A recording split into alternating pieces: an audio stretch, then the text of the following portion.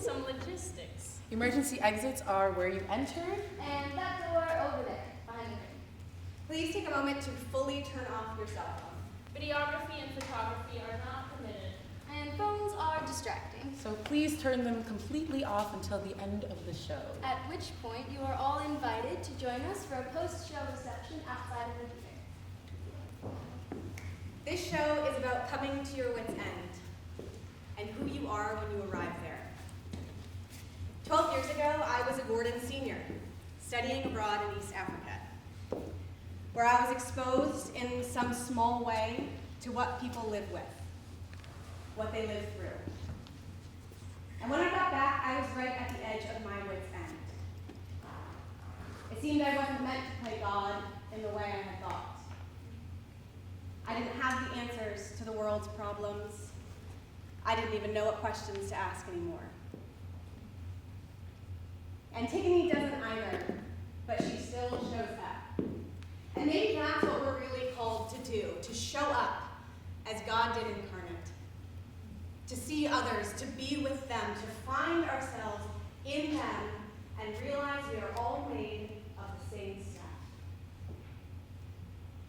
Thank you for being here tonight, for showing up for Antigone.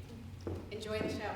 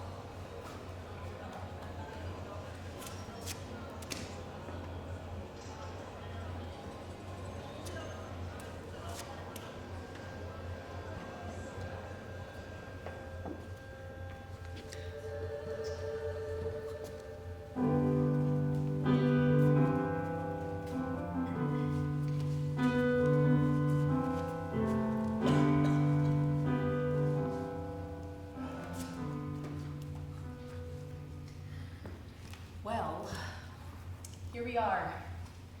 These are the protagonists, the people who will play out the story of Antigone for you. That's her, right over there. That thin little girl, not saying a word, just sitting there, staring straight ahead, thinking. What's she thinking?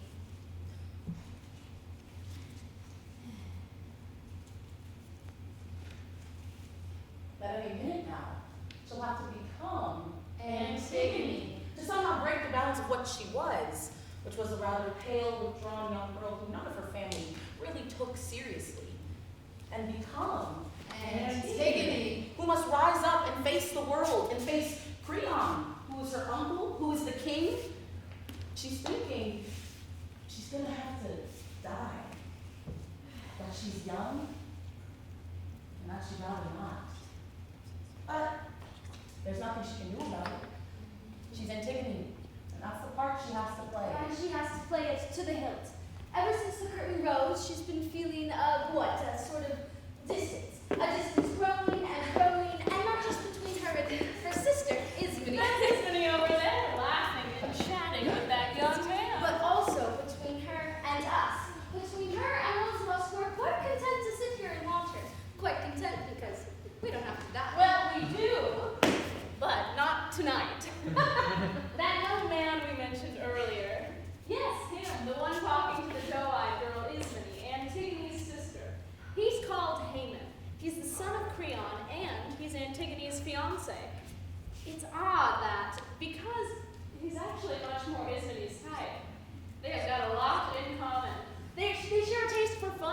and parties and dancing, and for happiness and for success, even for sensuality. As you'll have noticed, ISMENE is far more beautiful than Antigone. But there was that one night, a while back, the night of the ball, when HAEMON was dancing with ISMENE and only ISMENE. And who could blame him? She was looking so ravishing in her brand new dress. But that was the night, nevertheless, when he disappeared in search of Antigone and found her just as you do now, sitting, dreaming, hugging her knees, and asked her to marry him just like that. No one has quite understood why. She looked up at him with her great, big, serious eyes and, quite surprised, with a hint of her sad, sweet smile, said, quite simply, Yes! And then the orchestra struck up a new number, and there was ISMENE, laughing, dancing, surrounded by young men, and there was HAEMON. Guess what? He was going to be Antigone's husband. Of course, he didn't know that Antigone would never have a husband, and that all that princely title would earn him would be the right to die. You see that larger man over there with the gray hair standing next to his page, lost in thought? That's CREON. He is the king.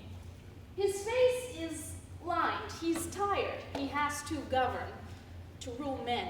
And that is a tricky business. It's exhausting. In the old days, when Oedipus was alive, he was merely head courtier. He loved music and books and beautiful things. But Oedipus and his sons died. So he abandoned his libraries and antiques, rolled up his sleeves, and got on with his job. Sometimes in the evenings, when he is beside himself with fatigue, he wonders if it's all a waste of time. a vain pursuit trying to rule men. A rather sordid occupation, something better left to the lower order, like looking after beasts. But come the morning, he sees things differently, more pragmatically. These are nothing more than problems, he thinks. Precise problems, to be precisely solved. So, up he gets and calmly starts his day as any workman would. That older woman over there. Oh, it's well, not her. That's the nurse. She brought the two sisters up. Next to her. Yes, that's it. That is Urias, CREON's wife. She will be knitting throughout the entire show until it is her turn to get up and to die. She's just a good woman, noble, loving, kind, but she'll be of no use to him. CREON is alone, apart from his page. She's too young to be of any help either. See that girl over there, all on her own against the wall? That's the page. She's the messenger too. She's the one who will have to announce HAEMON's death not too long from now. You'll notice she's not mixing with the others. That's why. She knows. Well, who else have we got? Oh, yes. Those three red-faced guards. They are not a bad bunch. They've got their families and their kids and their worries, just like everyone else. Quite soon, you'll be seeing them going about their business, seizing people and taking them to their deaths. That's right. They don't make a song and dance about it. It's just what they do. It is their job. They reek of garlic and red wine and are completely devoid of imagination. They are simply the tools of justice, which means, for the moment at least, CREON's justice. Then again, they'll arrest anyone, even CREON himself. Should the need arise, should the order be given. And that'll happen too. And, well, that is it. That is everyone. Now you know who they are, and now they will play out their story for you. Of course, the story already began. There's it. There's always a history.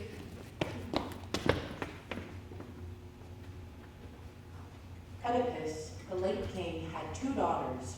We've already met them, ISMENE and Antigone. But he also had two sons, who aren't actually here because they're already dead. They were called Oedipus and Polynices. And after their father died, it was decided they were to share the throne of Thebes, each ruling a year, taking it in turns. Perfectly reasonable, but not to them. They didn't want to share the throne. Oedipus, the elder brother, refused to give back the throne once his year was up. So, civil war. Polynices brought in reinforcements, 7 foreign princes, each of whom was defeated at the 7 gates of the city. brothers fought and killed each other outside the city walls. The war is over now. CREON is king, and CREON has decreed that Oedicles, the good brother, should be given a state funeral.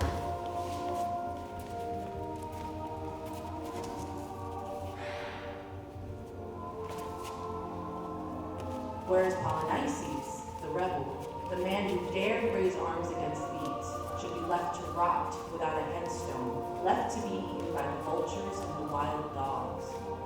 And that anyone at all, who tries to give him a proper burial should be condemned to death. That is his decree. So, there we have it.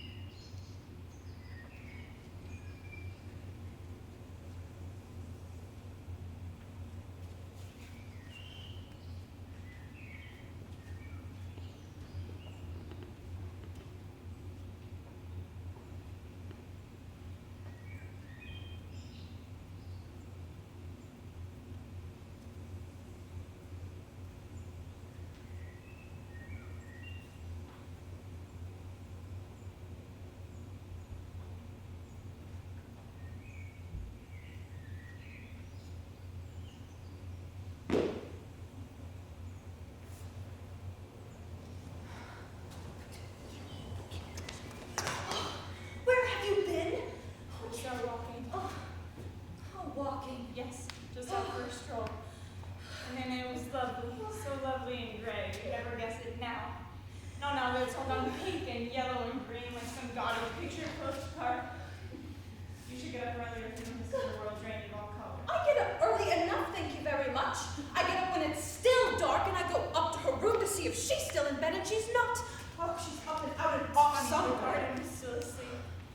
I think I took it rather by surprise. That's what's nice about gardens.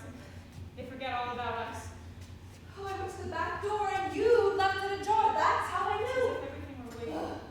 The fields, everything. Wet and waiting. Silent. And I was really embarrassed to have been making such an unholy racket on the pavement to be breaking their silence because I knew it wasn't me that they were waiting for. So I took off my sandals and I slipped into the countryside. Well, be sure to give your feet a good wash before you go back to bed. I'm not going back to bed. What? It is 4 in the morning, not even that. Oh, and I go up to her room to see if she's still in bed, and she's not. Oh, the bed is quite cold with no one Do you think it inside. would always be that beautiful and that thrilling if you got up that early? The thrill of being the very first out of bed in the morning. Whoa. What do you mean morning? It is the middle of the night. And what are you saying, that you just went out for a little stroll? You little fibber, where have you been? You're right. It was the middle of the night. I was the only person who thought it was morning. Isn't that wonderful? To be the only person. Oh, that's right. Speak in riddles, go all poetic on me. I was young once, just like you. Don't think you fool me for a moment. Don't think I don't know all the tricks. So, tell me, you bad, bad girl, where have you been? I'm not bad. I'm not bad. Come on. You were seeing someone, weren't you? Deny it. I can't. I was seeing someone. You've got a lover, haven't you? Yes, I have. Poor him. Oh, this is perfect. This is brilliant. The king's daughter. Oh, you work your fingers to the bone to try and bring them up, but push comes to shove, they end up all the same. I didn't think you were like that. I really didn't. You were never primping and preening yourself, never painting your lips, never trying to get noticed. You were never like that. I used to say to myself, come on, darling, make an effort. Always the same old dress and your hair. Hair like a bird's nest. Your sister, on the other hand, oh, little ISMENE, with her ringlets and her ribbons, she turned all the boys' heads. I used to say to myself, I'll never get you off my hands, but now see the truth. You're just as bad as your sister. No, you're worse, because you're a hypocrite. So, tell me, who is he? Some rough boy, I bet?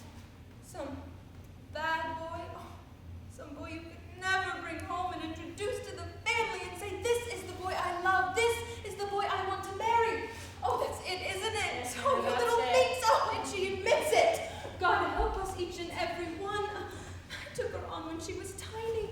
I promised her poor mother I'd make a decent girl of her, and now look at her. Oh, but your Uncle CREON will hear about this, I swear, he will. And he will have a thing or two to say about it, too. What of you being out late at night? Oh, and what about HAEMON? Your fiancé. Oh, your fiancé. She is engaged to be married, and she's off doing God knows what. And what does she say to it? Leave me, she says. What? Leave you and say no more of it? Do you know what I ought to do to you? I ought to bend you over my knee like I used to and thrash some decency into you. Please don't shout, Hannah, not this morning. Not shout? Oh, I will shout it from the rooftops. Oh, I promised your mother. And what would she say if she were here? You stupid old woman, that's what she'd say. You stupid old woman, you couldn't even keep her pure. Oh, yes, you scolded her and ran around after her, fed her and kept her warm in the winter. All that, fine. But you didn't keep your eye on the ball, did you? Come 4 in the morning, you're fast asleep and she's up and out and off to her mischief. And when you can be bothered to check up on her, her bed's already cold. That's what she'll say. When I meet her face to face up there. Oh, and I'll die of shame if I wasn't dead already. Because what could I say to her other than, yes, Madame Jocasta, it's all true. Nana, please don't cry. Like, you'll be able to look her in the face when you see her, as you surely will. And she'll say, thank you, Nana. Thank you for everything you did for little Antigone. She knows why I went out this morning. So, you haven't got a lover? Oh, no. So it was what, a joke? Oh, Antigone, I'm too old for jokes and games. You always were my favorite, despite your bad character. Your sister was always nicer to me, but I always thought that you really loved me. But if you loved me, you wouldn't lie to me, so tell me, why was your bed so cold when I please was don't. 15? Here we go. Look, you know, you're my big old red apple. Remember when I used to rub your cheeks to make them shine? My gorgeous, wrinkled old apple. And now all those wrinkles are rivulets of tears, and it's not worth it, really, Nana, it isn't. I'm still pure, I promise. I have no lover apart from him and my fiancé, and I'll never have any lover other than him. I can promise you that too, if you like. When you cry like that, it makes me feel like a little girl again. I don't used to be little, not this morning. You're up already. Yes, I'm up. Oh, you're both as bad as each other. What are you two thinking of? Up before the servants? It is not decent. May I remind you that you are princesses? There are standards. Oh, and look at you both running around before breakfast without a stitch on. You'll catch your dad. It's all right. It's not cold. It's summer. But go and make us some coffee. Please, I need some coffee. It'll do me some good. Well, she's fading dead away for want of a hot drink. I'll go make breakfast. Are you ill? No, it's nothing. I'm just a bit weary. That's all. I did get up rather early. I didn't sleep either.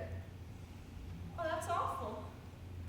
You've got to sleep. You've got to stay beautiful. Don't make fun of me. I'm not, honestly. You are beautiful. You always have been. And now I find that somehow reassuring. When I was little, do you remember? I was so unhappy. I think that's why. So I used to chuck mud at you and put worms down your back. And once I tied you to a tree and cut all your hair off. All your beautiful hair.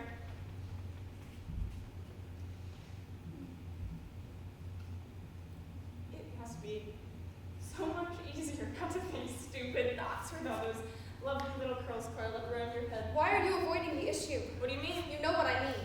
Yes. I was up all night thinking it through, Yes. and we can't do it. Why not? He'd have us put to death. Well, yes. Absolutely. I'll certainly do that. We all have our parts to play. Ours is to bury our brother. His is to have us put to death. Those are our roles. What can we do about I it? don't want to die. It's not exactly what I want either. Oh, listen, I've been going through it in my mind. I'm older than you are. I reflect on things. You just do whatever pops into your head, and if it's a mistake, then there we go. I like to weigh things up. I like to think about Sometimes things. it's better not to think too much. Is it? I know it's all ghastly and it's all a mess, and I am sorry for my brother, but I have to say, I do partly understand my uncle's point I of don't want view. to partly understand anything. He's the king. He has to set an example. But I'm not, and I don't. I'm the bad one, remember? The stubborn one? Naughty Antigone. Who gets sent up to her room or made to stand in the corner and serve her right. Serve her right for being so disobedient. Typical. Look at you. Oh, your frowning, blinkered little face. You just do what you want and don't listen to a soul. Listen to me. I'm right more often than you I have are. no desire to be right. But at least try to be reasonable. Reasonable? I've been hearing that word since I was tiny. Be reasonable. Don't play with the water. Wonderful water. Flowing and freezing. You only get the floor wet. Don't touch the earth. You only get it on your clothes. Be reasonable. Don't boil your food or give all your money to the first beggar you see on the street. Don't just run till you drop or drink when you're thirsty or bathe whenever you feel like it. I don't want to be reasonable. When I'm old, I'll be reasonable if I ever get old. Not now. He's stronger than we are. He's the king and the whole city's on his side. Thousands of people all swarming through the streets of Thebes. The mob is murmuring and the murmur will grow. Thousands of voices and arms and hands. Thousands of angry faces that will spit in arms. And will be dragged through their hatred and their stink and their laughter to the scaffold. And the guards will be waiting with their stiff necks and their stupid, fat, obedient faces. Ready and willing to do exactly what they're told, be it good or ill. I will suffer. God, I will suffer. We'll feel the pain growing and growing till it's unbearable. We'll let down and stop. It carries on, getting stronger and stronger, rising to a piercing scream. I can't bear it. I can't bear it. You have been thinking it through. Yes, all night. Haven't you? Oh, yes. I'm such a coward.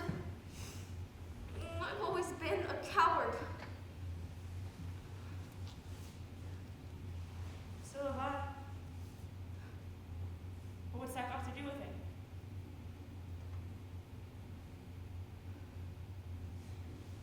Don't you want to live? Do I want to? Do I want to? You're joking. Who's always the first up every single morning? The first to feel the cold, fresh air on her bare skin.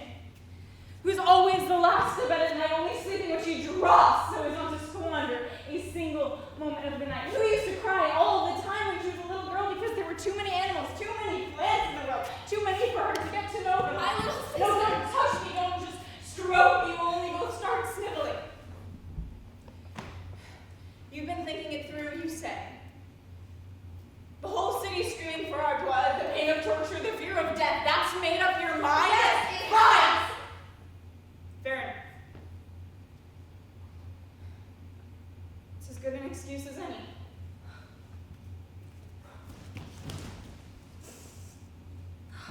Antigone, please listen. It's proper for men to believe in ideas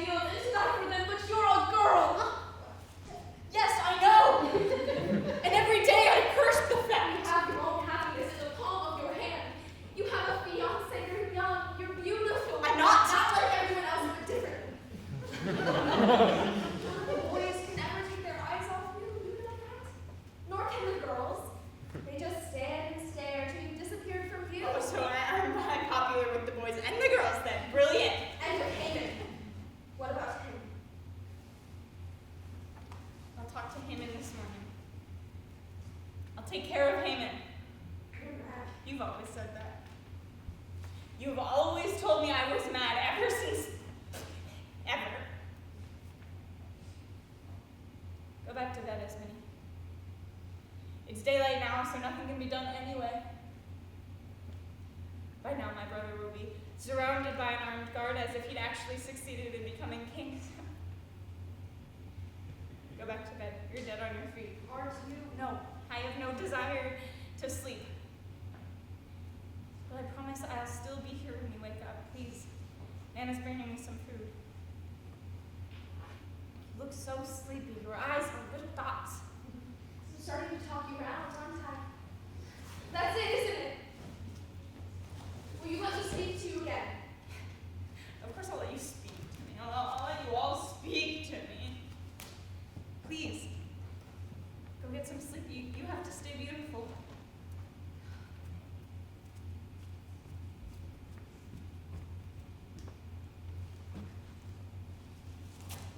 Poor ISMENE. Here we are, little one. A nice cup of coffee and some hot buttered toast. I'm not really that hungry. Well, I made it just the way you like it. That was nice of you, but I just have something to drink. Do you hurt? Tell me where you hurt. Nowhere, Nana. Just do keep me safe and warm like you used to when I was little. You've always been strong for me. Stronger than the nightmares. Stronger than the fever. Stronger than the scary shadows on my bedroom wall. Stronger than the noises in the night. Stronger than the night itself with its silent screams. Stronger than death. Hold my hand like you used to when you'd sit by my bed.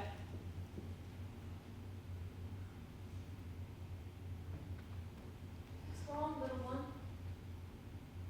Nothing, Nana. It's just I'm a little too little for everything. But please don't tell anyone. What do you mean? I don't Nothing now. And anyway, you're here now. So that'll make everything all right.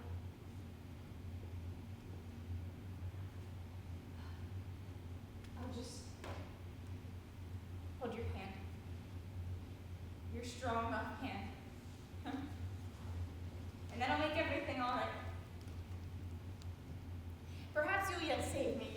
You're so strong, you know? What do you want me to do for you? Nothing, Anna. Just hold your hand here like this against my cheek.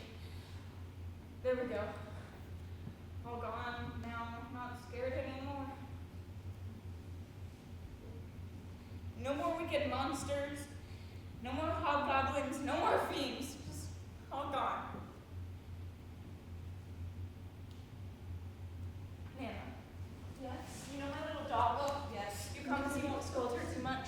She shouldn't be allowed in the house. She'll get her filthy Even if paws she everywhere. misbehaves. Nana, you promise. So what, I have to watch her chew this place to bits and not say a word? That's right. That'll be Please, hard. Nana, look, you know you like her really. I've seen you stroke her when no one's looking. Besides, you would hate if everything's always neat and tidy. What if she wheezes on my carpet? Even if she needs her carpet, I beg of you, don't scold her. You think you can get around me just because you're looking a bit poorly today? All right. Have it your way. I'll clean up after her and not say a So word. please talk to her. Talk to her as often as you can. Talk to a dog? Yes, but not like people talk to dogs, like you're talking to a person. Well, like I please do. don't ask me to do that. Not at my age. And what do you want the whole house talking to your dog for? Just in case, for whatever reason, I won't be around to do it myself. And why wouldn't you do it yourself? She still looks too sad. She still looks like she was, waiting with her nose jammed under the door the way she does when I leave the room. It might be better, don't you think, to have her killed? Just To have her killed? put her out of To have your misery. little dog killed? What madness has gone into you? No madness, Nana. Just look, here's him. Leave now. And don't forget your promise.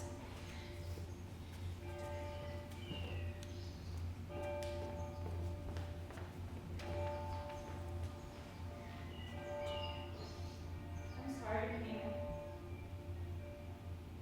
I'm sorry we had a row yesterday. I'm sorry for everything.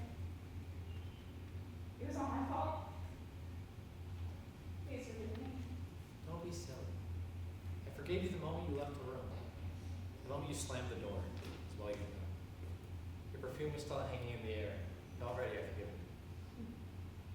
Whom did you steal it from, that perfume? And the powder and the lipstick and the gown. Powders. And in whose honor did you make yourself so beautiful? Yes. Oh, man. How stupid I was to have wasted a whole evening. Such a beautiful evening, too. We'll have other evenings. Will we? And doubtless other rows. It's all part of happiness. Happiness. Listen. Look at me, I'm all ears. No, I don't need to be joking this morning. I want you to be serious. All right. And hold me tight. No, tighter than you've ever held me before. I want to be stamped through with your strength. All right. There you are. This is all of my strength. It's good. It's nice.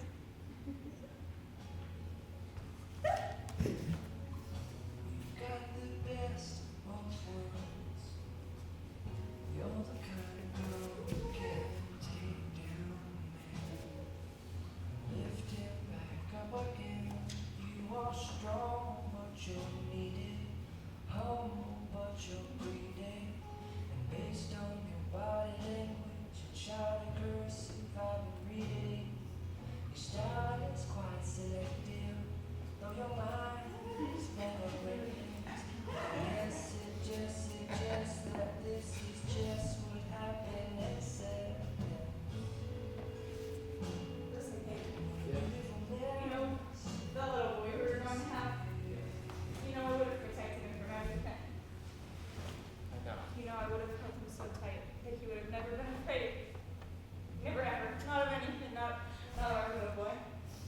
And all right, his mother would have only been tiny and never combed her hair, but he would have been safer with her than with any real mother, any big bosomy mother with a flowered apron. That's true, isn't it? Absolutely, my friend. And you would have had a real life, wouldn't you? I already do. Oh, David. You loved me, didn't you? Really loved me, didn't you, that night? What night? The night of the dance. The night you came looking for me. You're sure, aren't you, that you weren't looking for some other girl, and you're sure that you never regretted it or ever thought, however deep down, even once, that you wish you had asked ISMENE? Don't be silly. I mean, you love me, don't you? Really love me. Love me as a woman, right? I mean, are your arms lying when they hold me tight? And your hands, your strong hands, do they mean it when they touch my back? All of you, the smell of you, the wonderful warmth, the confidence that flows into me when I nestle my head in the crook of your neck. All that's meant, isn't it? Yes, Antigone. I love you with the whole of me. Not a big line. I'm scrawny though, aren't I? Skinny, swarthy, I am. ISMENE is pink and golden, as lush as a peach. And I know I'm blushing ashamed of myself. But I have to know. This morning I have to know.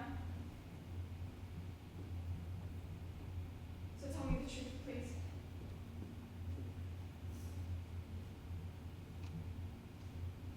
When you think that I'm to be yours, do you get a feeling as if a great hole is being hollowed out in your heart? As if something inside you is dying? Yes.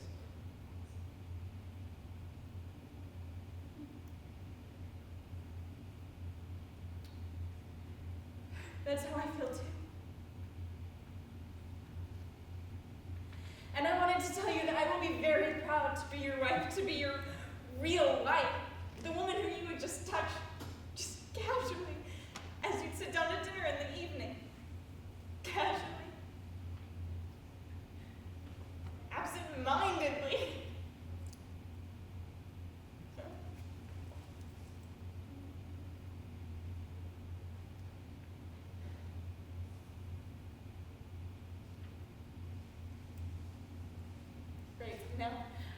two things to tell you, and when I've told you them, you're to leave at once without asking any questions. Even if what I have to say seems odd or strange or hurts you, do you promise? What are you going to say? No, first promise me that you leave and say nothing, without even looking at me. Do you promise? Please, please. You can see I'm asking you from my heart.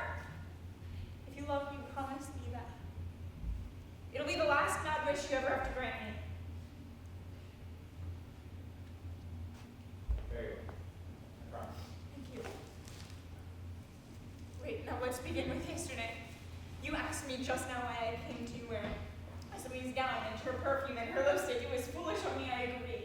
But I didn't know if you really wanted me, really desired me. So I did all that to make myself more like other girls so that you would want me more. Is that right? Yes, and then you laughed at me. And then we had a row and my bad side got the better of me and I ran away. But last night I came to you so that you could take me, so that I would be your wife before I was your wife. Wait, what? No, you promised not to ask any questions, Haemon. You promised, please. And anyway, I'm going to tell you. I wanted to be your wife because, well, I just love you so much. And because this is going to hurt you. I'm sorry, darling. Because I'm never going to marry you. What are you talking You about? promise? No, please, just go. Just go. Without even looking at me. If you so much as speak or take a step towards me, I'll throw myself out of this window, Haemon, I promise. I promise on our little boy's life. The little boy we dreamed we'd have. The only little boy I'll ever have, I promise, Haemon. Now please just go. Go tomorrow, you'll understand. Perhaps sooner than that. But please, if you love me, that is all I ask. Yeah.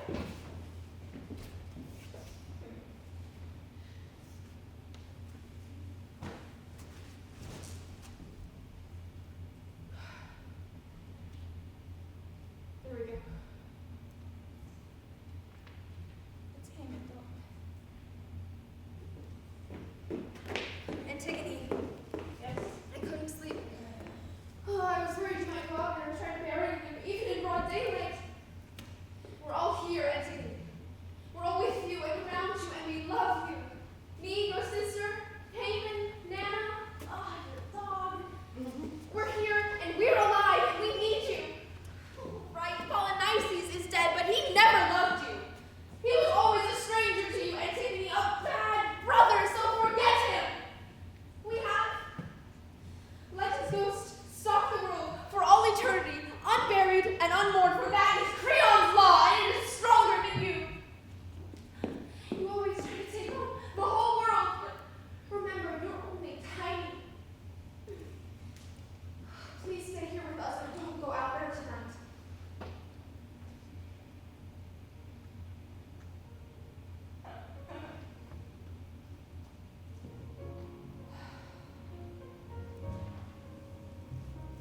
You're too late.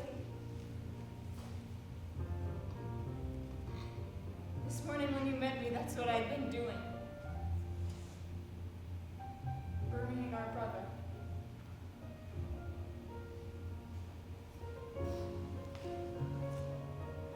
Antigone.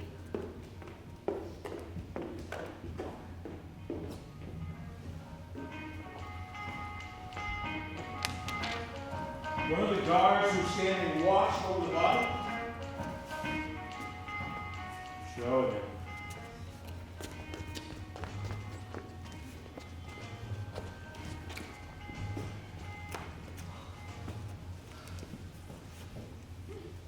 Jonas, sir, 2nd Battalion.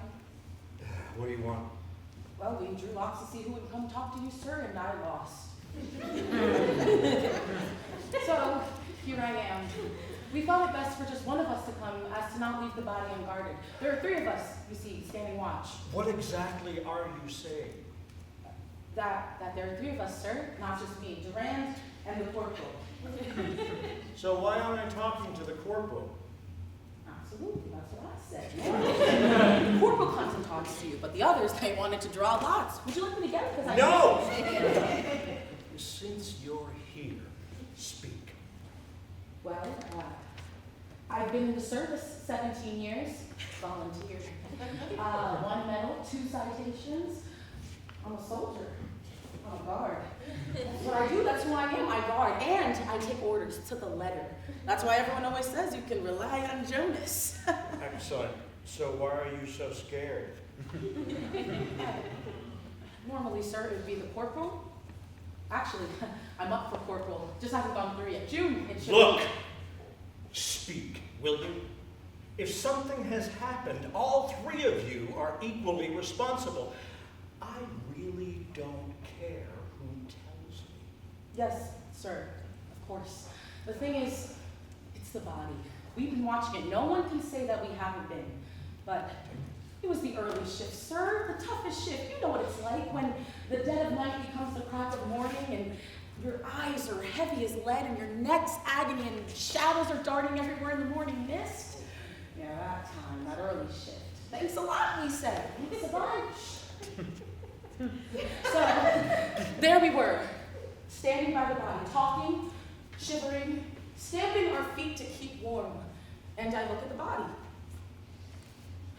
I would glance over it from time to time because obviously I was standing right next door. That's just who I am. I'm meticulous like that. It was me who saw it first, sir. The others will tell you the same.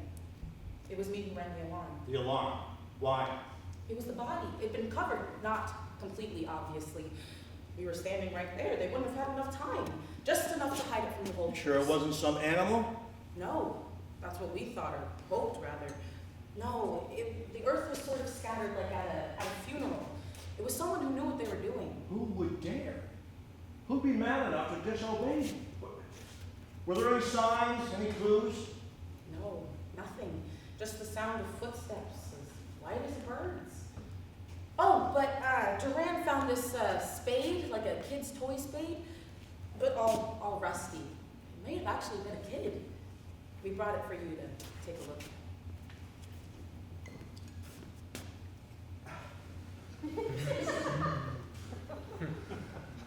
Kid. See how it is with these people? You smash the opposition, you break it to bits, but still, it grows. All Polynices' friends, all their gold is still lodged here in Thebes. I won't let them get their hands on it. All the leaders of the stinking mob are suddenly allied with all the princes and all the priests trying to grab a little something for themselves. A kid. Nice touch there. I can see him now, tough little face of a hired killer with his shovel tucked in his jacket. Some child they brainwashed who's young enough and rash enough to dare spit at my guns. And then, guess what? His innocent blood is on my hands. He's a martyr for the cause. What a godsend for them. Perhaps he has accomplices in my own guard even. Sir, we did everything by the book. Okay, Duran may have sat down for a half hour because his feet hurt. But I was there the whole time, sir. You can ask the corporal. Who have you talked to about this? No one. We drew lots and I came straight here. Listen carefully. These are your orders. You are to take the next watch and send the relief guard away. You must stay by the body and no one else, and not a word to a soul. You have been negligent, and be quite sure you will be punished for it, but not yet. And if anyone hears from your mouth the Polynices' body was covered over, you will all three of you die. Sir, we didn't say anything. I swear it. Except since I've been here, the others may have mentioned it to the relief guard. I don't know. Listen, sir. I have 2 children. The youngest is still tiny. You could be my witness that I was here with you, so it couldn't have been me who talked. It would have had to have been the others. You could be my witness. Get out of here. If no one hears of this, you may yet live. A kid. Huh. Come along now, we have to go tell everyone the whole story and then try and clear up the mess. Would you die for me? Would you go out there with your toy spade? Huh. Of course you would. Without a qualm. Kid.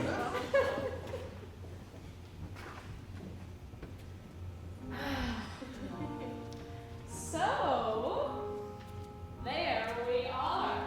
The spring is wound up nice and tight.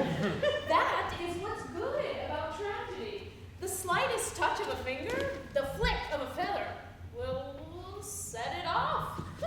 Anything will do.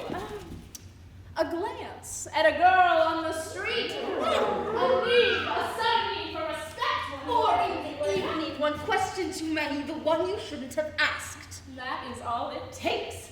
The slightest spark, and the fuse is lit. And the rest is, well, tragedy. You just sit back and watch it go. It is a well-oiled machine. It's perfect working order. And it's been on and running since the beginning of time. Death is a part of it. And so is betrayal.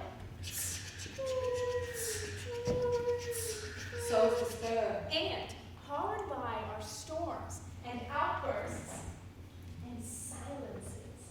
Silences of every kind. That silence at the very end when the executioner's axe is at the top of its swing. That silence at the very beginning when two lovers are naked for the first time in their room and neither one of them dares move a muscle. And that silence when a huge crowd is acclaiming its winner so loud and that it suddenly becomes silent. Like a film that's lost its soundtrack. All those mouths wide open with nothing coming out. All that clamor becoming merely an image. A picture.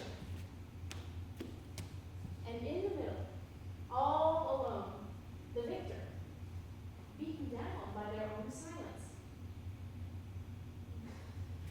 It's neat. Tragedy.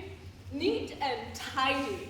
And relaxing in a funny sort of way. Now, drama is different. Drama is something else. Mustachio villains, damsels in distress, dashing young heroes, and last-minute revelations.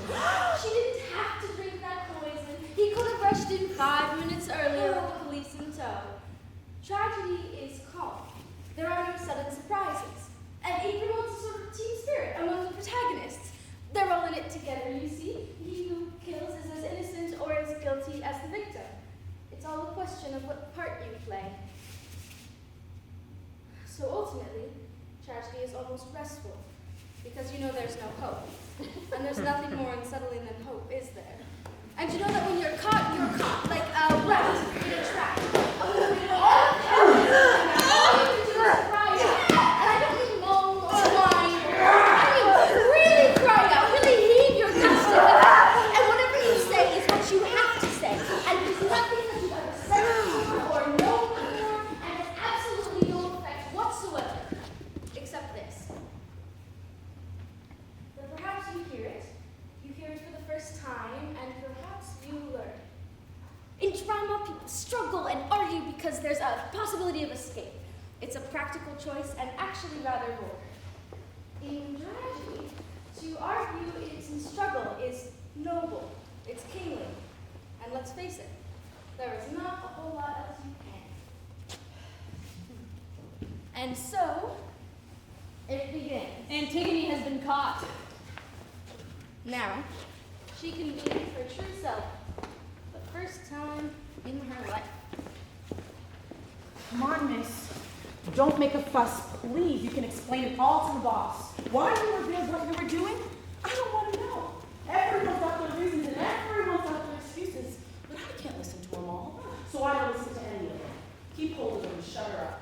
Whatever it is she's got to say, I don't want to hear it. Ow! They're hurting me. Tell them to keep their filthy hands off. Filthy hands? Well, please, try and be polite. I'm trying to be polite. Tell them to let go of me. I'm Antigone, the daughter of Oedipus. I'm not going to run away. Daughter of Oedipus. Ha! You sound like one of those whores we pick up on the street who says they're best friends with the chief of police. I don't mind, darling, but I do mind touching. Oh, and what about bodies? And mud? You don't mind touching those now, do you? They're filthy hands. Hark who's talking. And where's your little spade then? had to use your hands this time, didn't you? I turned my back for a second, and there she is, scratching at the ground like a hyena, in broad daylight. She fought like mad when I tried to grab her, kicking and screaming, let me finish, let me finish. She's mad. Oh, I arrested a mad woman like that the other day. She was showing her arse to passers-by. There's got to be a drink in this for us. I should hope so, more than one. Oh, Sunday, we have the day off. We should celebrate. Shall we bring the family? No. Let's make it just us. We'll have a laugh. We don't want the kids running around and the families nagging. I mean, it's turned out all right, hasn't it? We weren't laughing like this just now, were we? Perhaps there'll be a reward. Perhaps there will, should be. It's important enough. Blanchard, remember Blanchard from the 3rd Battalion? Yeah. When he nabbed an arsonist, he got an extra month's pay. Oh, an extra month's pay! Well, in that case, let's go to the Arabian Palace. For a drink? You're mad. Have you seen the prices? Yeah. Well, if you're going upstairs for the entertainment, that's okay. I'll tell you what. We'll go somewhere else first, and then we'll go to the palace. Remember that one time we went that girl, the fat girl? God, we were so drunk. The trouble is, if we get an extra month, our families will find out that there might be a celebration. Well, we will wait and see, because a night on the town is one thing. But there's going to be a celebration and speeches and all that, then obviously we'll invite the family. It'll be nice, we can go out together afterwards. We'll have to book ahead, though. It'll be a big party. Could I just sit down, please? All right, let her sit down, but do not let go of her. Let her go. What are you thinking of? We are the watch, sir. We all came this time, all 3 of us. Who's guarding the body? We called the relief guards, sir.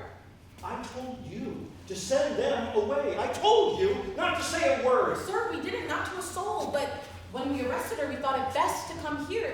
And only this time we didn't draw lots. We came together, wasn't it? Idiots! Where did they arrest you? By the body, sir. What were you doing by your brother's body? You knew what my orders were.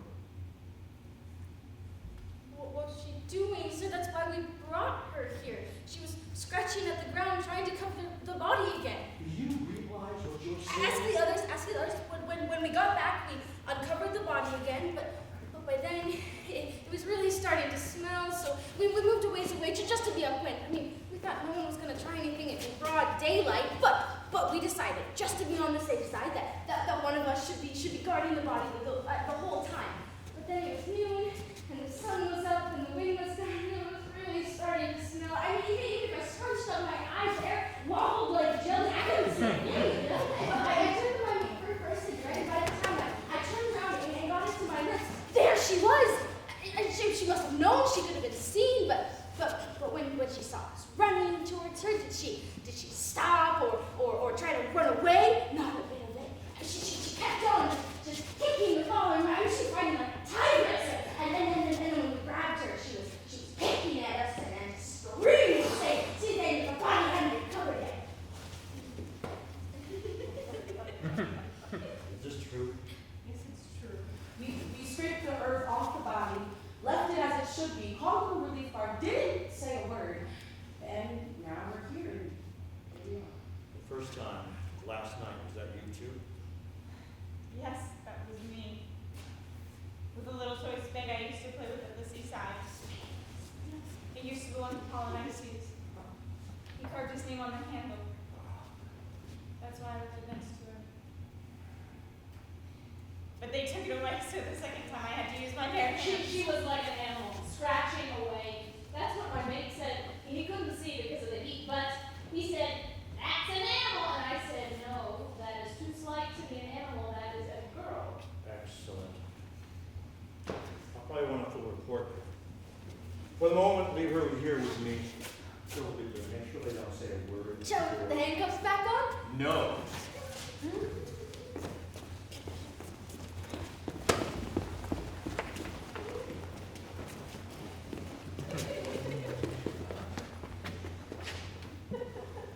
Did you tell anyone what you were going to do? No, Did you meet anyone on the way out? nobody. Are you sure? Quite sure. Right. Listen. You're to go back to your room and lie down and say that you're ill and that you haven't been out since yesterday. Is that clear? Your nurse will say the same, and I'll deal with them. Why? You know full well I'll do it again. Why were you trying to bury your brother? I owed it to him. I had forbidden it. Even so, those who go unburied will wander forever and never find rest. If my brother had ever, when he was alive, come home from the hunt, exhausted,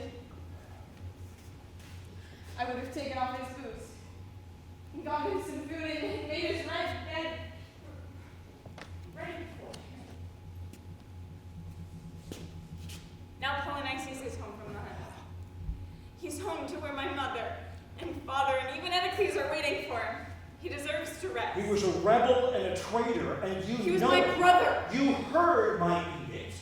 It was proclaimed in the market square and posted on every wall. Yes. You knew the punishment decreed for any person attempting to give him a proper burial. Yes. Perhaps you thought, you're the daughter of Oedipus, heir to Oedipus' stubborn pride, you're somehow above the No, I law. didn't think that. The law was made for you, Antigone. Laws are made expressly for the daughters of kings. Even if I had been a scullery and heard your edict proclaimed, while I was in the middle of doing the washing up, I still would have dried my hands and walked out into the streets, still in my apron, and gone to bury my brother. Nonsense. If you were a scullery maid, you would have known I'd have you killed. So you wouldn't have budged an inch. You would have stayed inside and wept for your brother at home. But no, you thought, I'm of royal blood. I'm CREON's niece. I'm betrothed to his son. Come what it may, he will never have me killed. On the contrary, I've always known that you would have me killed.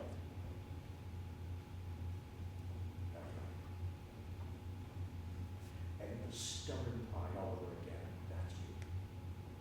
And now, I look in your eyes, I believe you. You must have known I would have you killed. And that seemed entirely appropriate to you, doesn't it? That's how proud you are. Your father was the same. For him, human suffering was never enough. Merely being human is not enough for your family. You had to go head to head with destiny or death.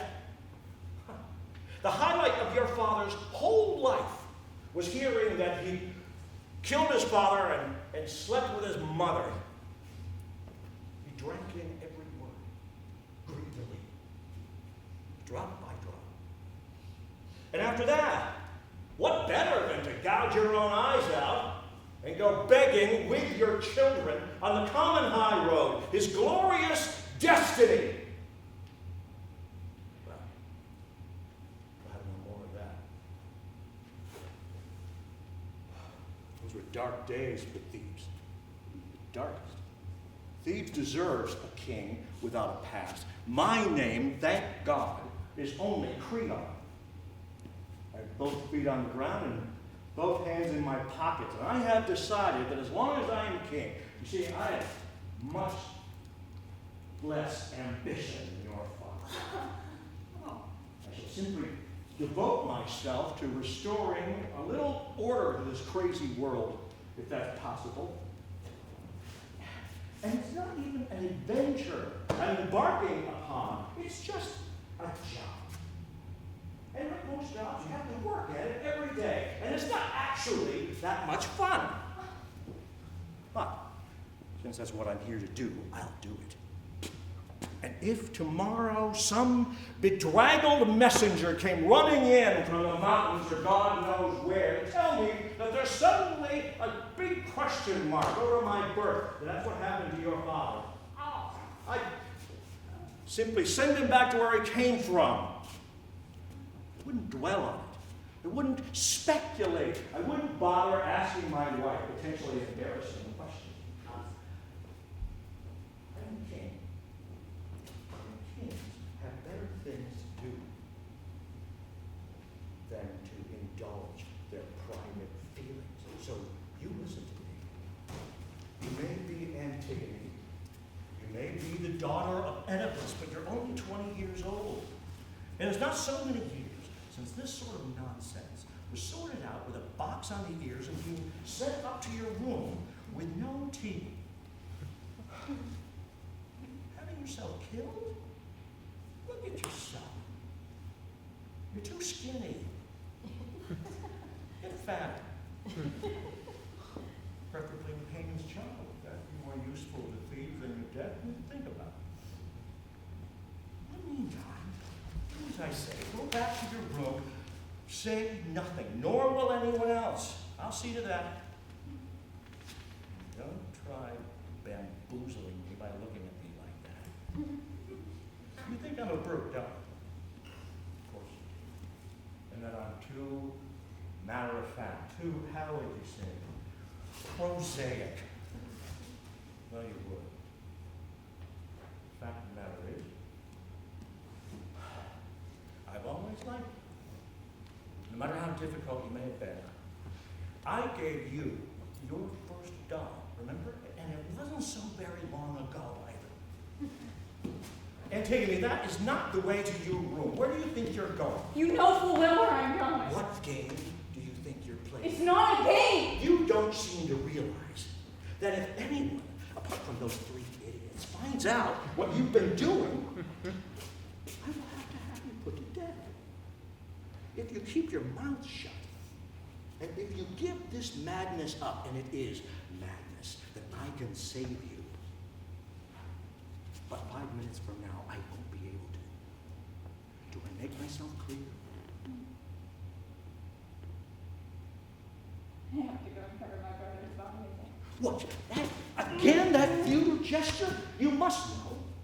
By now, there are new guards around the body. Even if you manage to cover him a bit, what will you achieve apart from bloody fingernails and getting yourself dragged back Nothing here? but that, I know.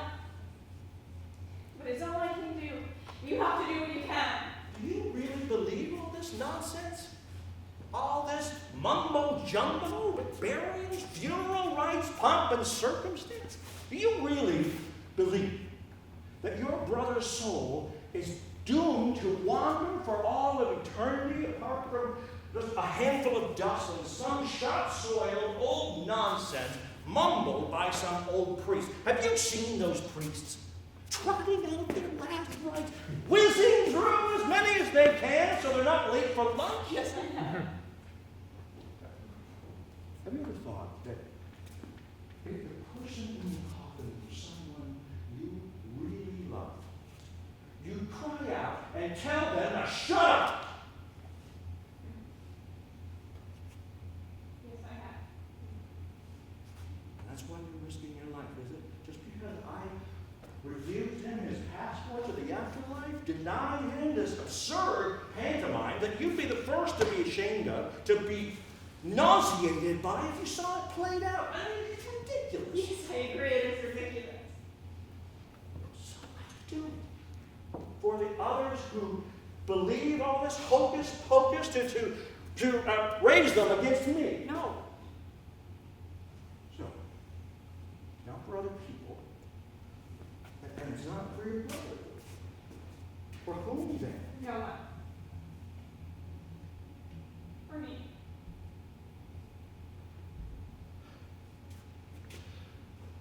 You really want to die, don't you? You look like a poor little animal caught in a trap. Oh, don't feel sorry for me. Don't soften. Be strong. Do what I'm doing. Do what you have to. And if you're human, just do it quickly. That's all I can ask. I can't stay this brave forever. I'm trying to save you, Antigone. You're the king. You can do whatever you want except that. Really? You can't save me and you can't stop me. Proud little girl like Oedipus. You can only do one thing. Have me killed. What if I have you tortured?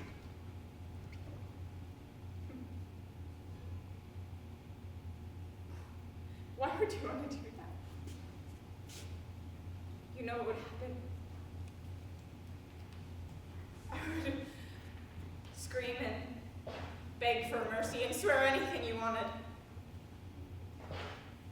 But afterwards, when it had stopped hurting, I would simply start again. Listen, and listen carefully. You cast me as the villain of the piece, and yourself as the heroine, and you know it, but don't push too far. If I were a tyrant, you'd have had your tongue torn out long ago, and been drawn, quartered, and thrown into a ditch. But you can see something in my eyes which is hesitant. You can see that I'm letting you talk instead of just calling my soldiers. And you're needling me, aren't you? You're pushing too far. What do you think it will get you? Oh, you're hurting me. Let me go. No, I won't. I'm stronger than you, and I want you to know it. Ow. Perhaps that's what I ought to do. Pinch, pull your hair, playground. Stop. You're still a child, no? Okay, I'm your uncle. But never been a particularly affectionate family, have you? And after all, don't you find it funny that an old king who can put to death whomsoever he likes and has and will is going to all this trouble just to keep you from dying? Oh, now you're pinching too hard. It doesn't hurt anymore. You're a pest, you know? God knows how. God knows I've got enough to do today, but I will save you. When you just put down revolution, you're busy. Believe me. You've got lots to do. Lots in the in tray. Lots of unfinished business. But you can wait. I'm not going to let you die just because of politics. You're worth more than that. Because Polynices, your brother, he is a poor, wandering soul in the poor riding body. That's all that he was. Pure politics. I may not be tender-hearted, but I do have a weakness. I like things to be tidy. All neatly scrubbed and ship-shape. Do you think it disgusts me any less than it does you to have him rotting out there in the midday sun? At nightfall, when the wind comes off the sea, you can even smell him in the palace. It makes me feel sick. But I never close my window. Pathetic. I know. And I can say this to you, stupid, monstrous and stupid, but I want the whole of Thebes to smell that putrid smell. Honestly, I should have had him buried only for reasons of hygiene. But it's important that they understand the pigs, the mob that I rule. And that's why I want Polynices' corpse to stink out the whole town for a month at least. You're disgusted. I know. I have to be. It goes with the job. One can always discuss whether something should be done or not, but when it has to be done, it has to be done to the hilt. Why are you doing it? One morning I woke up, and I was king of Thebes. God knows I would have chosen anything but that, anything but power. You could have said no. I could, but I would have seemed like a workman refusing a job. It wouldn't have been honest. So I said yes. Well, that's your problem. I haven't said yes. What have your politics got to do with me? Your politics, your pragmatism, your pathetic stories. I can say no to whatever it is that I hate and be responsible only to myself. But you, with your crown and your guards and your whole entourage, you have no choice but to have me killed because you said yes. Listen. No, I don't have to listen to you if I don't want to. Why should I? You're the man who said yes. What do I have to learn from you? There you are, hanging on my every word, studiously not calling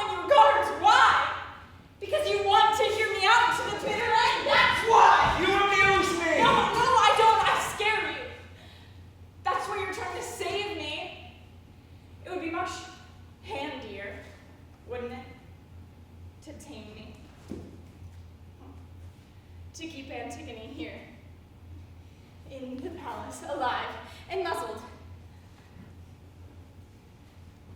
You know, you're much too sensitive for a tyrant. But you'll still have me killed. Soon, you know you will. And that's why you're scared. There's nothing uglier than a man who's scared. Yes, you're right. I'm scared that if you don't relent, I will have to have you put to death. It's not what I want to do. I'm not obliged to do anything I don't want to do.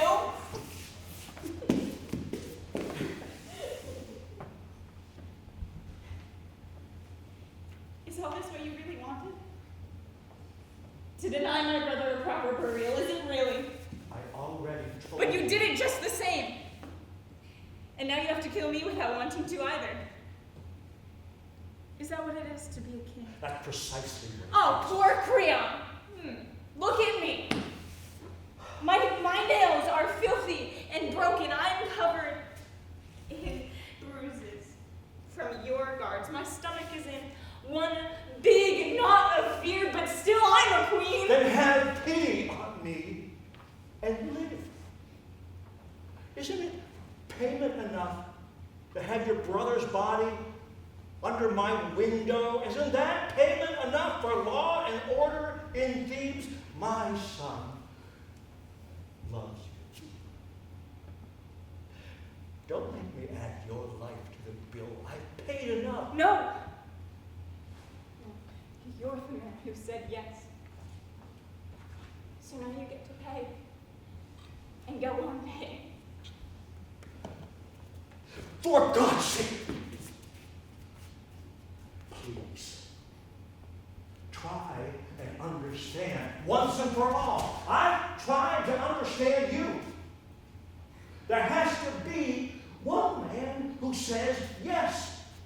There has to be a captain of the ship, especially when it's leaking and awash to the gunwales with rot and misery and waste. There has to be a hand on the wheel, particularly when the crew is refusing to work and is looting the cargo and the officers are getting ready to jump ship and the mast is creaking and the wind is howling and the sails are beginning to rip and everyone is going to die because it's every man for himself. But that's what it was like. Do you think that's the time to discuss niceties? To debate whether one should say yes or no, or to wonder whether one can live with oneself afterwards? No. You grab the wheel and turn the ship into the teeth of the wind and the waves. You scream out orders, and if anyone refuses, you shoot blindly into the crowd, and the thing, the person who falls down dead has no name. Just as the waves and the wind have no name. It may have been the guy you shared a joke or a drink with the night before, but now I have no name. And you have no name either. You're merely the man braced to the wheel, the person trying to steer. Nothing has a name except the ship and the storm. And that's the way it was. And that's the way it is. Do you understand?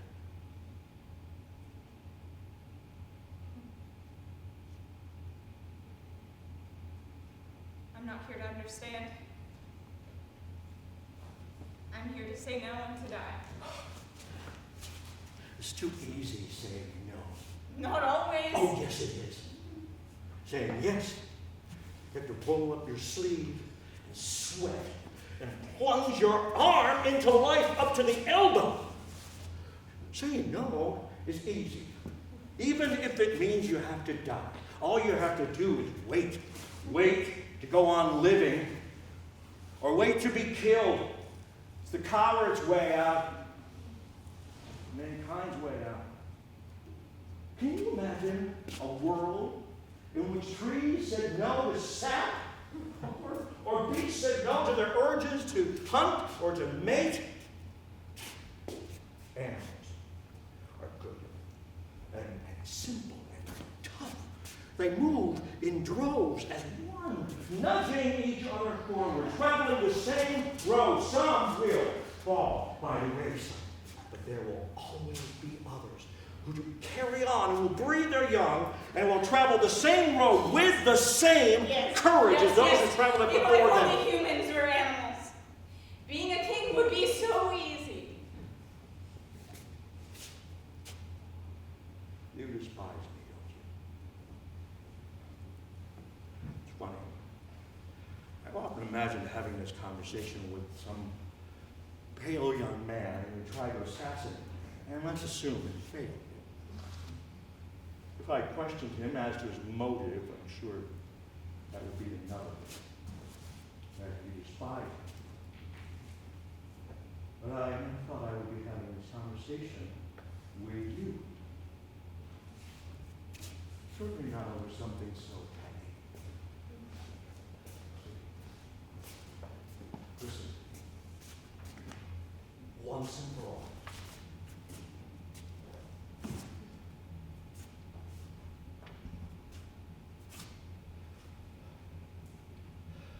I have a role to play. It's not a good one, but it's mine. And I have to play it. And before I do, before I have you killed, I want to be sure that you're certain of what you're doing, that you're playing the right role, as it were. Do you really know why you're going to die? Do you really know the sordid little story you're about to sign your name to in blood? What story? The story of Antigone and Polynices, the story of your brothers. You think you know it, don't you? You don't. No one in Thebes knows it but me. But it seems to me this morning that you have the right to know it too. Not a pretty story. You'll hear it. What do you mean? First, tell me what you remember of your brothers. Probably that they hated you. That they would never play with you, and they mutilated your dolls, and had all sorts of whispered secrets that you were never party to. They were older than me. And later, you were in awe of them. When they began to wear long trousers and smoking. And then later still, when they went out in the evening and started smelling like men and to ignore you. And then Girl. you see your mother crying, your father getting angry, and you hear the distant sound of doors slamming and raised voices in the corridor. And then they come out by you, braying and thoughtless, and stinking of wine. Yes, one time I remember I hid behind a door and I watched them coming home. It was morning. I was just getting up and they were just getting back. All I see saw me. His face was pale, but his eyes were shining. He looked so handsome in his evening clothes. He said, "What are you doing here?" And then he gave me a big paper flower that he brought back from his night out. You still have it, don't you? And I bet yesterday, before you went out, you found it in your bottom drawer and had a good, long look at it to give you courage. Who told you that? Poor little Antigone. You kept the flower. Do you know who your brother really was? I know you're going to say horrid things about him. A feckless, vapid little rich kid. A hard, heartless little carnivore. All he was good for was spending his money on fast cars and nightclubs and girls. One time I saw him having a conversation, talking with your father, who had just refused to pay off his gambling debts. Big sum it was, and Oedipus refused, just said no, said he'd had enough. Your brother turned pale and shook his fist at him and swore at him like you would a servant. It's not true. And then struck. Just punched him in the face. It was terrible. There was your father, sitting at the table, blood running down his face, weeping, and your brother giggling and lighting up another cigarette. Remember, you were only 12 years old, and you didn't see him for a long time after that. That's true, isn't it?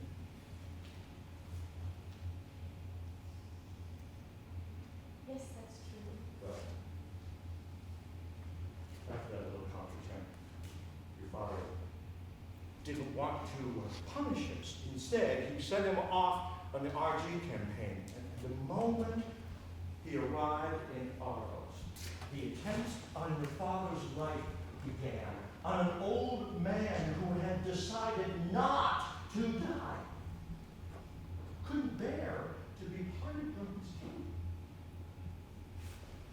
All the assassins, the would-be assassins, and there were enough of them, ended up admitting that who had incited them, who had paid them. And it was him, brother. Not always, but mostly. And that's what I'm trying to say. What goes on in the background, understairs, in the kitchens, in the wings of this drama you're so keen to star in.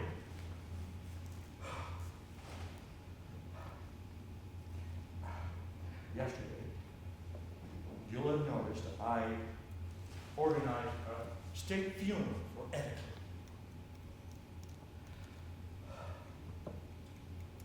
He's a hero now. He's a saint. The whole of Thebes came out in force. School kids smashed their piggy banks and volunteered the contents of the CREON. War veterans and pensioners, fired with false emotion, praised him with tremulous voices, so loyal, so faithful to the king, what a good son to the king. I gave the funeral oration. All the priests were there in all their tackle and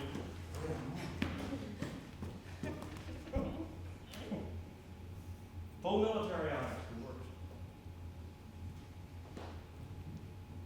Had to be done. Necessary. There had to be a hero. And there had to be a villain. That's the irony of it. That's what I'm trying to tell you. Something so awful that only I happen to know. The perfect prince, the paragon of virtue, was no better than Paradise. Oedipus, the good son, was plotting to murder your father and to sell Thebes to the highest bidder. Isn't that funny? Isn't that ironic? I now have proof that the crime for which Polynices is now rotting in the midday sun is the very crime that Oedipus, now in his marble mausoleum, was plotting to and was going to commit, except that by chance his brother happened to get there first. 2 crooks. That's all. Plotting against us. And plotting against each other, murdering each other over the division of the spoils. Except that because of reasons of state, I had to make a hero of one of them, so I had the bodies found on the battlefield, and we found them, you won't believe this, in each other's arms, perhaps for the first time in their lives. Each impaled on the other's sword. After which the cavalry had run right over them, which made for a bit of a mess one way or another, rendering them quite unrecognizable. So I just picked the more presentable corpse from my state funeral and ordered the other to be left where it lay. Frankly, I really don't know which was which. And guess what? I don't really care.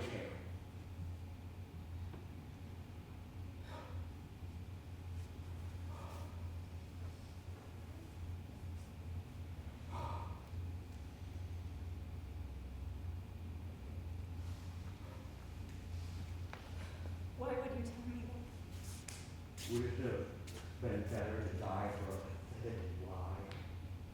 Perhaps. I believed it. What are you going to do now?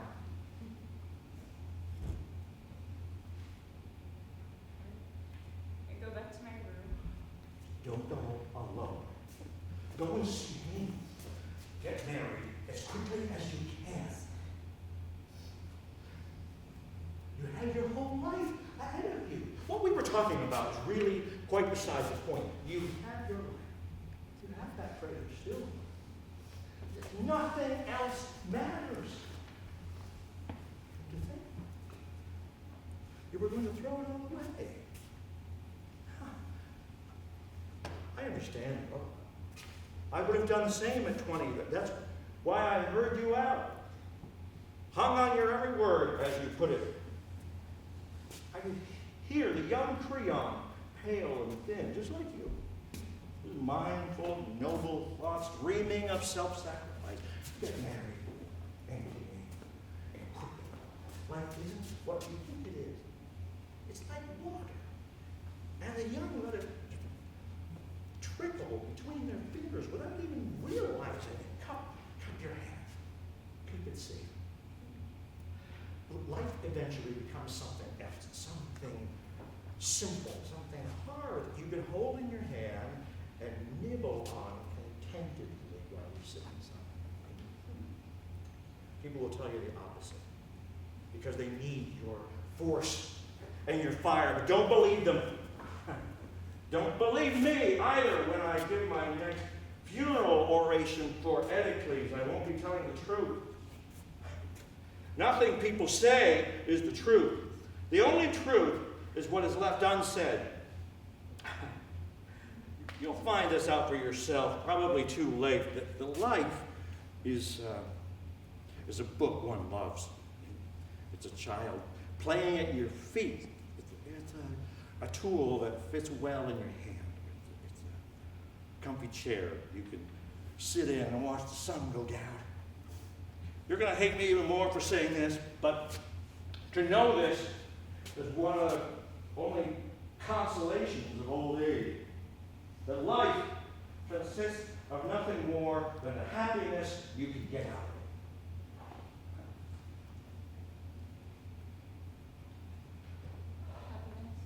How much of a word is it?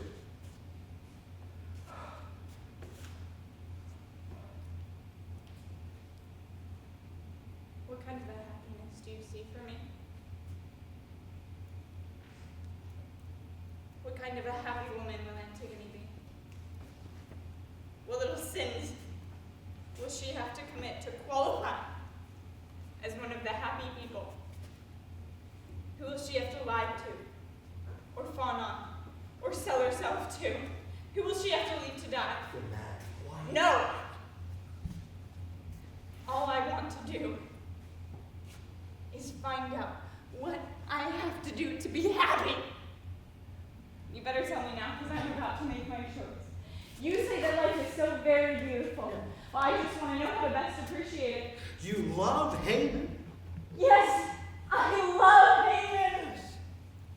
The HAEMON I love is young and tough and demanding and loyal.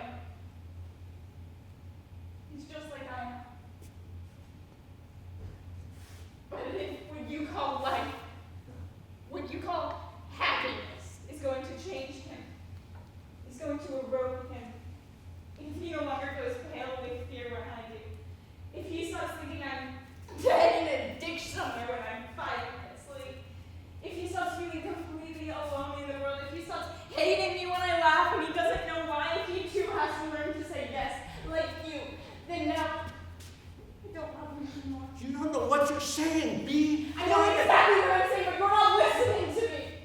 I'm talking to you from somewhere too far away, from a realm that you can't enter anymore with your wisdom and your wrinkled face and your beer belly, and that's why I'm laughing, because suddenly I can see you at 15. You still got that look? Complete powerlessness, coupled with the belief that you can do anything. You still have that look, except life has put wrinkles on your face and fat around your belly. Will you be quiet? No! Why do you want me to be quiet? Because you know I'm right! Because you know I'm right, but you'll never admit it because you're like protecting your happiness like an old dog. Your happiness too, you Your idea of idiot. happiness disgusts me.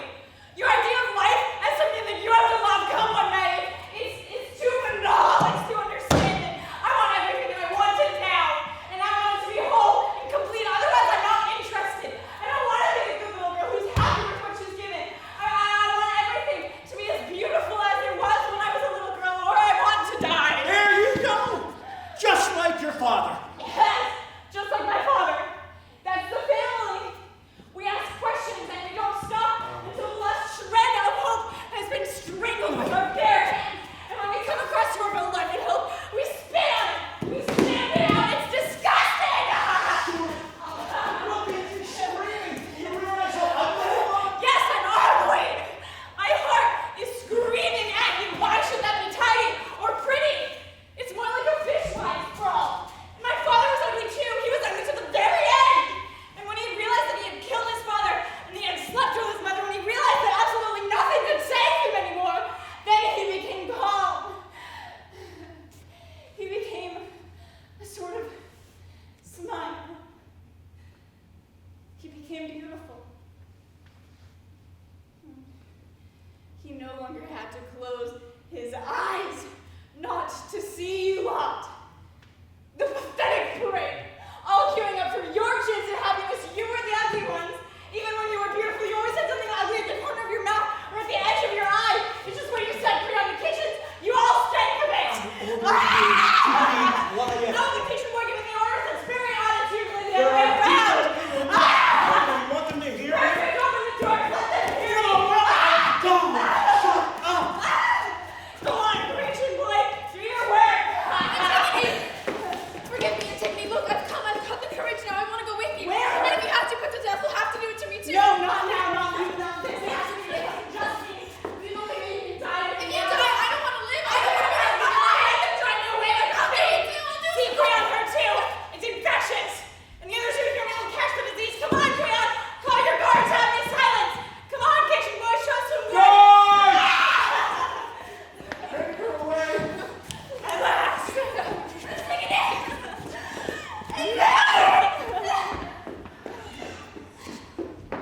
You're mad, CREON. Something must be done. You had to die. You can't let Antigone die. We'll all carry the scar, all of us, for centuries to come. It's what she wanted. None of us were strong enough to dissuade her. Now, I understand. It was her destiny to die. Perhaps she didn't even know herself. Perhaps Hanna was merely a pretext. If we'd given in, she just merely found another. It was what was important to her to say no and to die. She's just a child, CREON. What do you want me to do? Condemn her to life? Father! Forget her, HAEMON. Forget her, my boy. No, you're mad. I did everything I could to save her. Everything, I promise. She doesn't love you. If she did, she would live. She's more in love with madness and with death. But Father, they've taken her away. Can't you stop them? I can't. She told the story. The whole of the city knows the story. I had no choice but to have her put to death.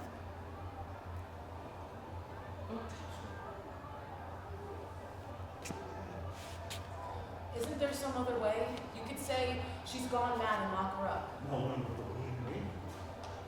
They say I saved her because she was to marry my son. I can do nothing. But isn't there some way of playing with time or banishing her? The mob knows everything. They're howling for blood. I is just a mod. You're the master here. I'm the master under the law, not above it. But I'm your son, and you can't let them take her away from me. I can, my boy. I can. Be strong. She cannot live. She's already left us. How do you think I can go on living without her? Every day, every morning, every evening, and every hour in between without her. How can I put up with life, with you, and your posing, and your posturing, and your emptiness, without her being there? You have to accept it, HAEMON. For each and every one of us, there comes a day, sooner or later, for better and for worse, when you have to become a man. For you, that day is today. And look at you. Tears being in your eyes, your big hole in your heart. But no more. When you stand and walk away from me, all that will be finished. It is already. Don't judge me, HAEMON, not you two. That giant of a man, that tower of strength and courage, he used to protect me when I was afraid of the dark. Was that you? That forbidden smell of the evening, the bread and the lamp, when you used to take me to your office, show me your book. Is that really you? It was. And all that care, all that pride in me, all the storybooks, is this what they were all leading to? To make a man of me? That's right. It's not right! And it's not fair. It doesn't have to be like this. We don't have to agree to it. You'll still have all the power here, just as you did when I was a little boy, Father. Please, let me still admire you. Let me revere you like I always did. I'd be too alone. And the world would be too bare if I couldn't do that. You are alone, HAEMON. And the world is bare. That's the way it is. And you've admired me for too long. Look at me. Judge me. Good. That's what it is to grow up. See your father as he really is. Antigone! Antigone! Don't go mad, CREON. Yes, we will. Poor boy. Something must be done. I can do nothing. But he's wounded to his very heart. So are we all. Sir, they're invading the palace! I don't want to see their faces. Please, you're going to be my death. That's fine. But that's enough. Just don't let me see anyone until it's over. Clear the palace! Guard the gates. You, stay here with her.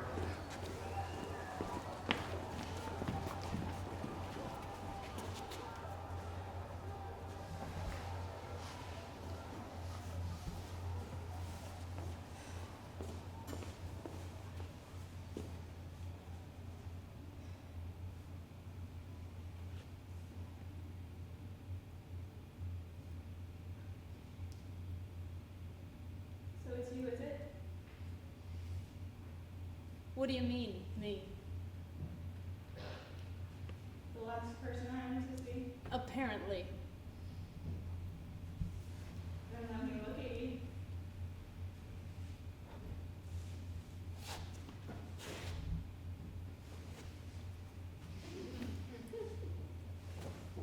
That's quite enough of that.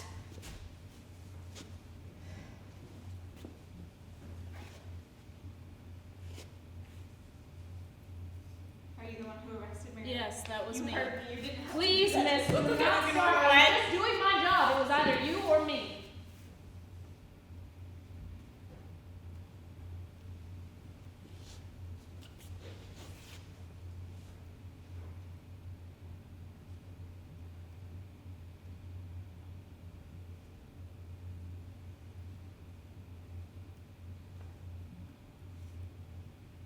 How old are you?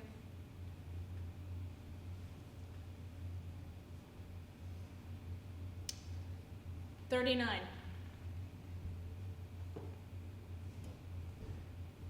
you have children? Yes, 2.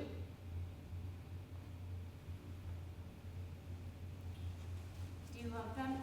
That is none of your business.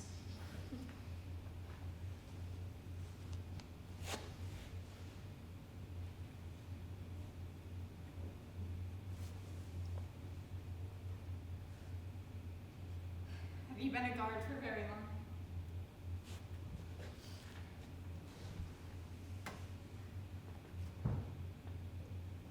I was a sergeant in the war. I joined after that. You have to be a sergeant to be a guard? Basically, yes. Either that or on special detail. But when you become a guard, you lose your ranks. So, for instance, if I meet a new recruit, he doesn't have to salute me. Really? Not strictly speaking, but they normally do. You see, a guard is something special, and they know that. Take pay, for instance. When you're a guard, you get your normal pay, and after 6 months, you get a supplement to make it up to what you would have got if you'd been a sergeant in the Army. Except being a guard, there are other perks, like accommodation, heating, family allowance, that sort of thing. So if you're a guard and you're married with 2 children, you actually take home more than an ordinary sergeant. Really? Yes, which is why there is this rivalry. You may have noticed that sergeants tend to look down on the guards, and that is all to do with promotion. Well, actually, they've got a point. For a guard, promotion takes longer than in the Army, but you mustn't forget that being a brigadier in the Guards is quite a different thing from being a sergeant in the Army. Yes. I'm gonna die soon. But having said that, guards actually get a lot more respect than ordinary soldiers. You know, okay. A guard is a soldier too. I grant you that. God, but he is so much more than that. Up to a point, he is a sort of civil servant. Well, I couldn't tell you, but in the war, some people got a bayonet in their guts, and that hurt. I never got so much as a scratch, which actually affects my prospects for promotion.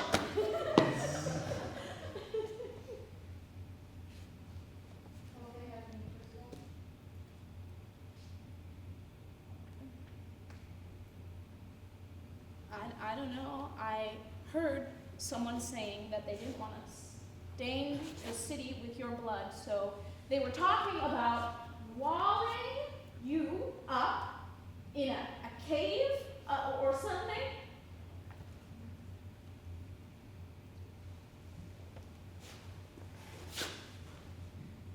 Alive? Yes. At first. Okay.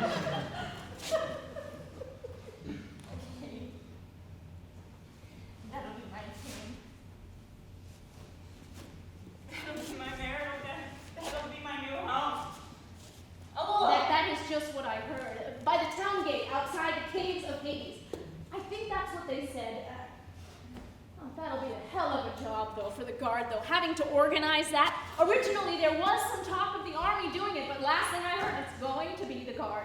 If there is any difficult job that needs doing, they ask the guard. No wonder the Army is jealous. What do you mean? It's what's I mean, animals? if animals that are alone in a cave, at least they can stay together and keep warm, but I'll be all alone.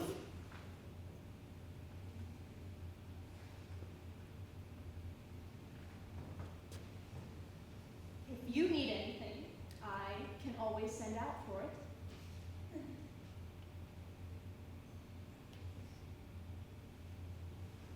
No. Thank you.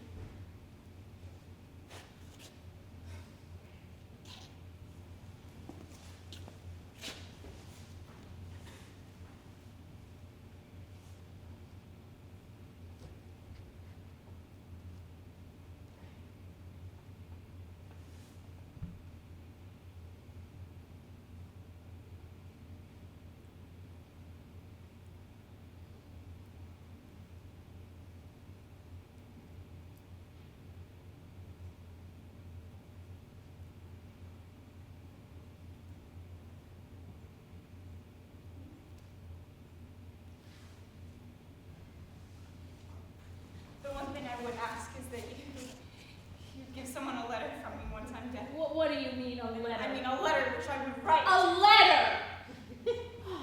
You really push it, don't you? I can't go around delivering letters. It is really worth more than my job. I'll give you this if you do it. Is it gold? Yes, it's gold.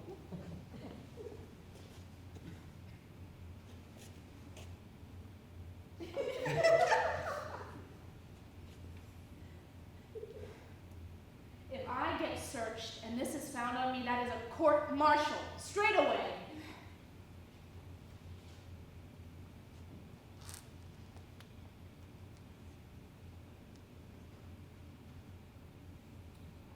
The only thing I could do would be to write in my notebook what you would have wrote down in the letter, and then I could tear the page out. If it's in my writing, it wouldn't be the same. No, that's horrible. No, that wouldn't be right. Okay, fine, whatever. No skin off my nose. No, fine. Just keep it. Keep it right this. Quickly. I'm afraid we haven't got much time. Just write, my dearest darling. What, is this to your boyfriend? My dearest darling.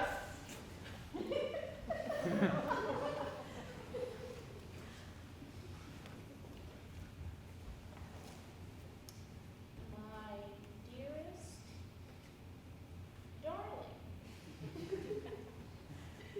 Mm-hmm.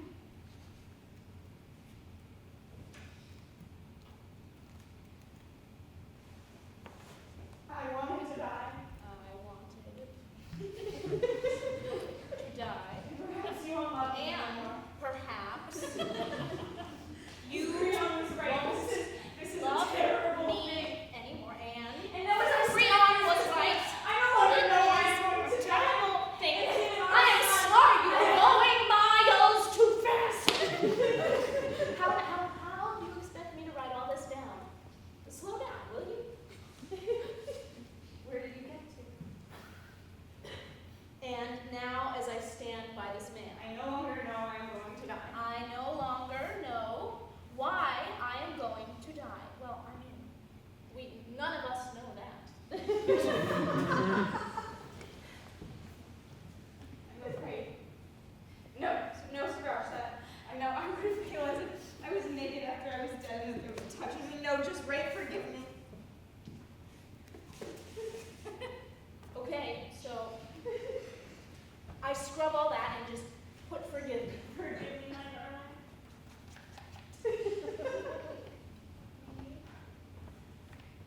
My Life darling. would have been so much easier Life for would you had it not been have been Antigone. so much easier had it not been for Antigone.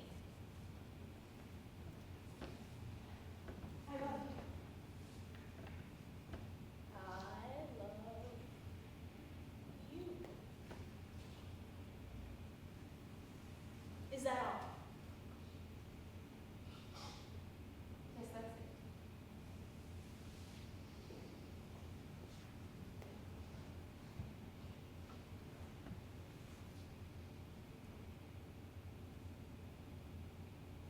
Funny kind of letter. Yes, it is. Right, who should I address it to?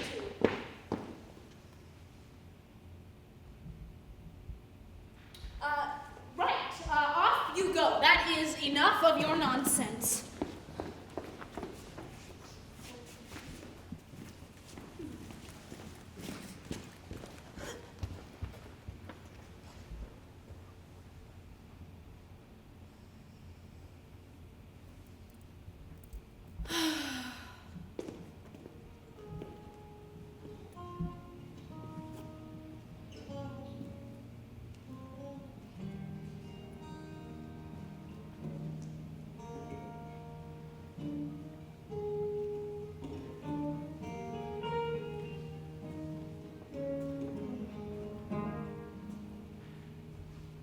Hey there, new friend across the sea. The bigger things are too thicker than me.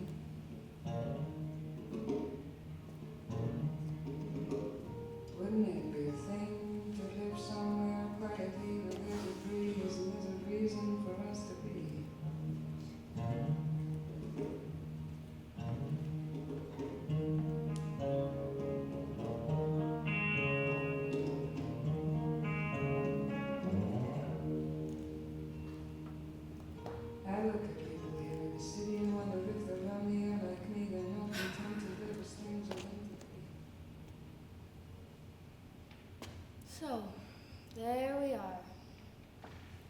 That's the end of Antigone. Now it's CREON's turn. They all get their turn. What do you want with the queen? What have you to tell her? Terrible news. Antigone's been thrown in a cave. They were pushing the last blocks of snow into place, but CREON and the rest heard a terrible moaning coming from inside the tomb. Everyone stopped and listened because it wasn't Antigone's voice. It was a different voice coming from the depths of the cave. Everyone looked at CREON. He had guessed first. He knew before anyone else, and he started shouting like a madman, "Take the stones away! Take the stones away!" And the slayers left the long stone. And CREON worked with them, sweating, his hands bleeding. Eventually, they moved some more stones in the pits and then slipped inside. Antigone was in the tomb, hanging by the cord of her robe. Red thread, twisted around blue thread, twisted around her neck.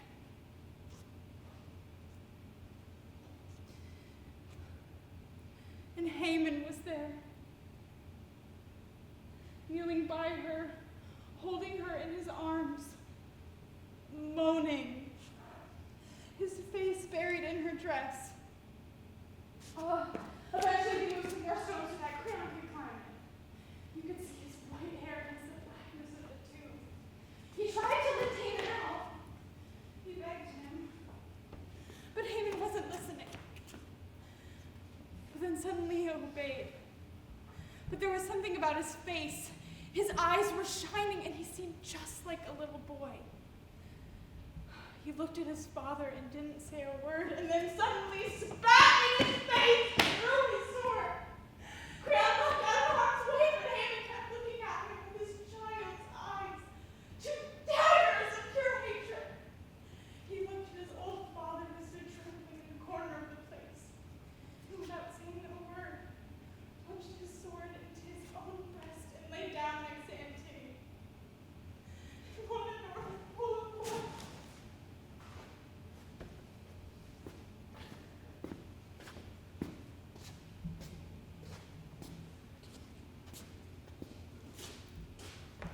I had them laid out, side by side.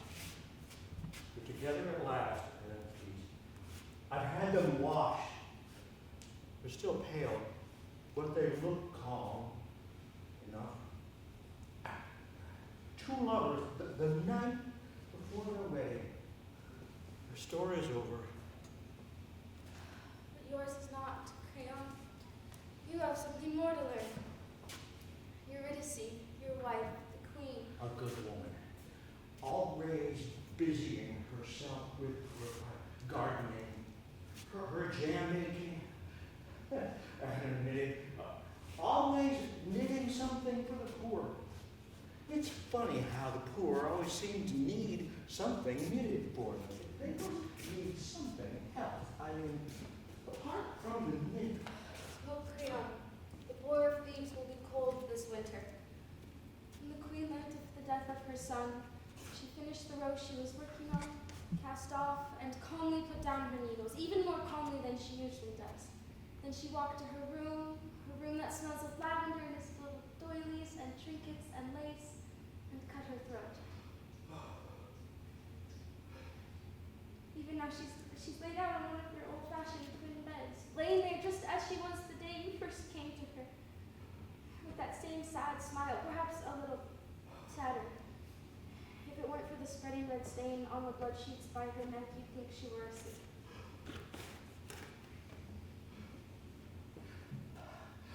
So, my queen, too. It seems they're all asleep. Perhaps it's just as well. It's been a rough day. Must be good to sleep. And now you're all alone, CREON. It's true. All alone. Child, I'll say it to you. The others won't understand. When there is a job that needs to be done, you can't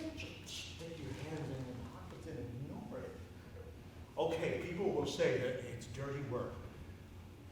And they're right. But somebody's got to do it, don't they?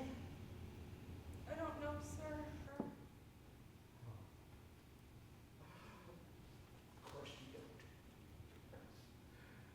You're lucky. I hope to God you never find out. You're sure in quite a hurry to grow up, aren't you? Oh, yes, sir. Oh, don't be. You're mad. Never grow up.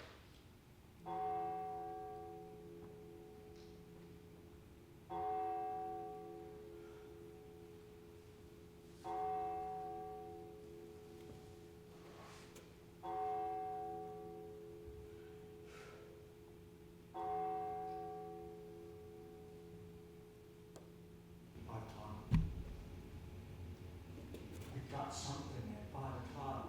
What is it at 5 o'clock? Remind me. Council meeting, sir. Council meeting, 5 o'clock, that's right. Oh, we mustn't be late, must we?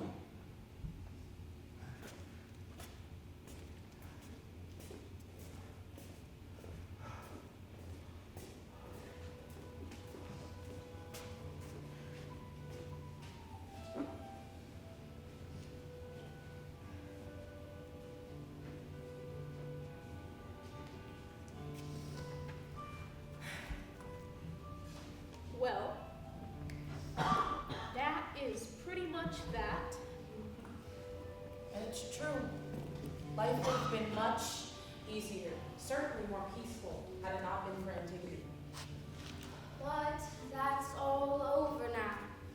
And they do all seem to be at peace one way or another. All those who were to die have died. All those who believed one thing, and those who believed the opposite. And even those who had no particular opinion either way, and are still caught up in the net of history. All dead. All stiff. All useless, and all rotted. And those who are still alive will gradually begin to forget the dead, even forget their names. It's over now. Antigone is at peace tonight, cured of God knows what fever. She's done her duty. And now a great sad calm descends on Thebes and over the palace, where CREON can now begin to wait for his own death. And there's no one left, really. No one but the guards. And they don't give a damn either way. There's no skin off their noses. They just go on, playing cards.